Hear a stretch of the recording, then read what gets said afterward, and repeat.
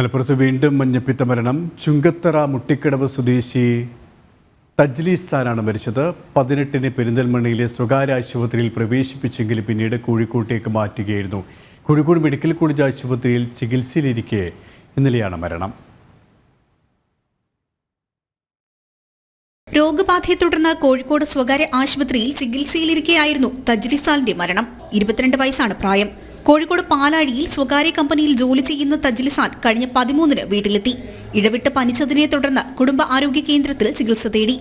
ആരോഗ്യസ്ഥിതി മോശമായതിനെ തുടർന്ന് 18-ന് പെരിന്തൽമണ്ണയിലെ സ്വകാര്യ ആശുപത്രിയിൽ പ്രവേശിപ്പിച്ചു. പിന്നീട് കോഴിക്കോട്ടേക്ക് മാറ്റുകയായിരുന്നു. മലപ്പുറത്ത് മഞ്ഞപ്പിത്തം ബാധിച്ച് മരണപ്പെടുന്ന 14-ാമത്തെ ആളാണ് തജ്ലിസാൻ. ജില്ലയിൽ വൈറൽ ഹെപ്പറ്റൈറ്റിസ് രോഗവും അതുമൂലമുള്ള മരണങ്ങളും വർദ്ധിക്കുന്നതിനാൽ പൊതുജനങ്ങൾ കൂടുതൽ ജാഗ്രത പുലർത്തണമെന്ന് ജില്ലാ മെഡിക്കൽ ഓഫീസറുടെ നിർദ്ദേശവുമുണ്ട്. നിലവിൽ 600 ആക്റ്റീവ് കേസുകളാണ് ജില്ലയിലുള്ളത്.